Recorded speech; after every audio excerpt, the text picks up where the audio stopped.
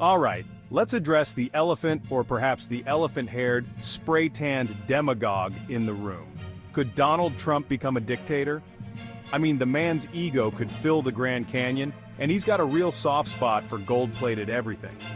Plus, imagine the sheer, unbridled chaos of it all.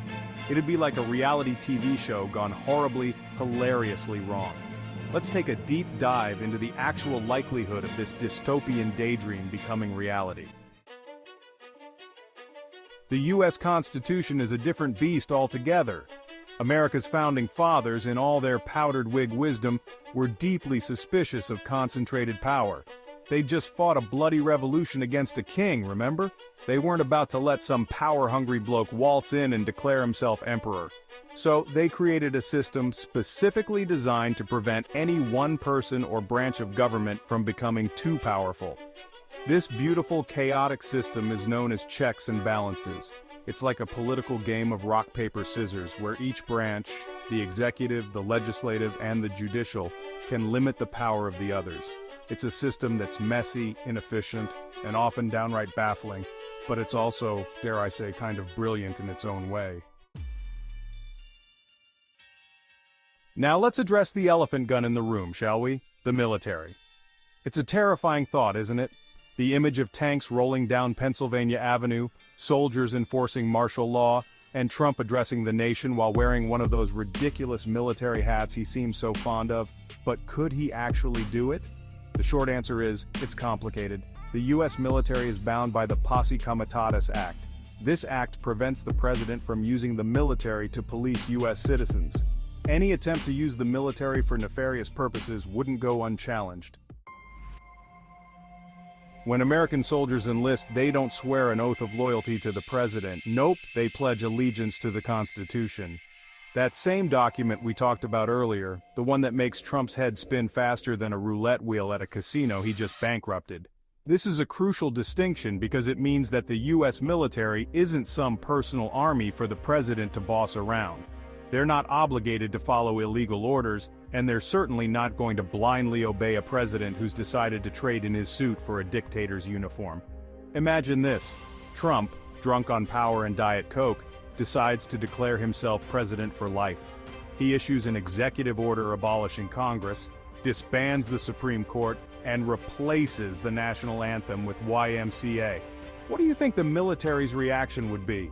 Do you think they'd just salute and say, "Yes, sir, Mr. President, whatever you say, sir"? Yeah, me neither. The point is, the U.S. military swears an oath to the Constitution, not to any one individual. Okay, let's say, for the sake of argument, that Trump manages to bypass the Constitution and silence any dissenting voices within the government. Let's say he somehow manages to crown himself Emperor of America. Would he get away with it? Well, he'd have another thing coming, and that thing is the collective wrath of the American people. Americans have a long history of telling would-be dictators to shove it, and it wouldn't just be Americans giving him the side eye. Now let's talk about everyone's favorite political blood sport, impeachment. It's the constitutional equivalent of a political slapdown, a way for Congress to give a misbehaving president a firm talking to, or in extreme cases, show them the door. And let's be honest, Trump's first presidency was a veritable buffet of impeachable offenses. From his questionable dealings with foreign governments to his blatant attempts to obstruct justice, the man's given Congress enough material to draft an impeachment rap sheet longer than his list of failed businesses.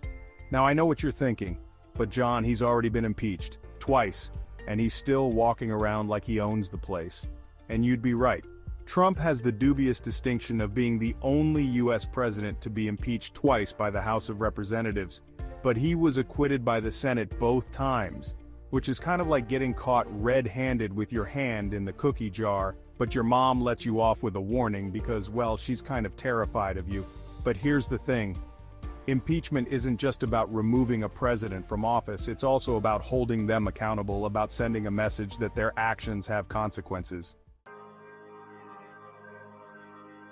So, can Trump become a dictator? It's extremely unlikely due to the robust checks and balances in the U.S. system. The Constitution, the courts, the military, the free press, and the American people themselves all stand as formidable obstacles to any aspiring autocrat. But wait, there's more. What if the system fails? What if the guardrails prove too weak to withstand the weight of his ambition? Stay tuned for more. Don't forget to comment, like, and subscribe for more Shower Thoughts content.